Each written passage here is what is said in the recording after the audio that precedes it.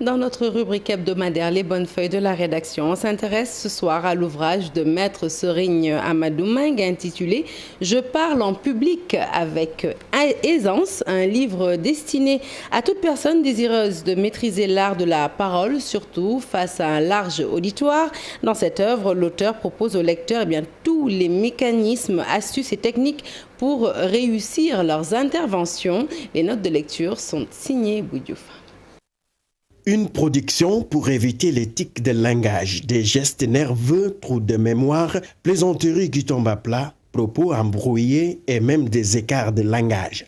Quand il s'agit de parler devant un auditoire, il faut absolument surmonter tous ces couacs désastreux si l'on veut être crédible. Autant de recettes qui confirment que le livre « Je parle en public avec aisance » est d'actualité. Il y a un chapitre que nous avons intitulé « L'auditoire ». Sans me prononcer véritablement sur le sujet qui aujourd'hui défraie la chronique, je voudrais simplement dire que lorsqu'on s'exprime devant un public, devant un auditoire, on doit tenir compte de cet auditoire.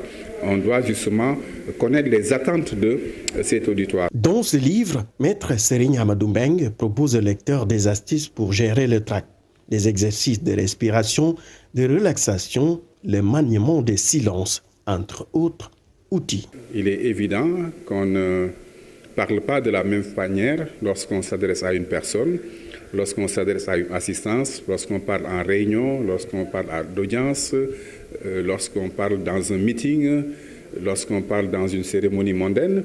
Un essai qui s'adresse particulièrement à tous ceux et toutes celles qui veulent améliorer leur prise de parole en public. Des recettes, des recommandations, des astuces pour améliorer sa prise de parole en public, pour améliorer son expression orale. Parce que nous avons effectivement bien précisé dans cet ouvrage que l'expression orale, l'éloquence s'acquiert, se développe, se cultive. Un bréviaire de l'orateur, des méthodes pour parler avec aisance, bien connaître son sujet. Dans ce livre, l'auteur cite quelques exemples de réussite dans l'art oratoire. Comme Démosthène, qui était bègue et qui est devenu l'un des plus grands orateurs de la Grèce antique, comme également son disciple Cicéron, qui est parvenu au consulat romain par son éloquence. Parce qu'il n'avait pas d'autres prédispositions, des prédispositions autres que son éloquence. Maître Serigne Amadou Mbengue, dans son livre « Je parle en public avec aisance », précise qu'il est aisé de constater que beaucoup de personnes qui s'expriment correctement, qui osent parler en public, gravissent les échelons, occupent aussi des postes de responsabilité. À la une de l'actualité internationale.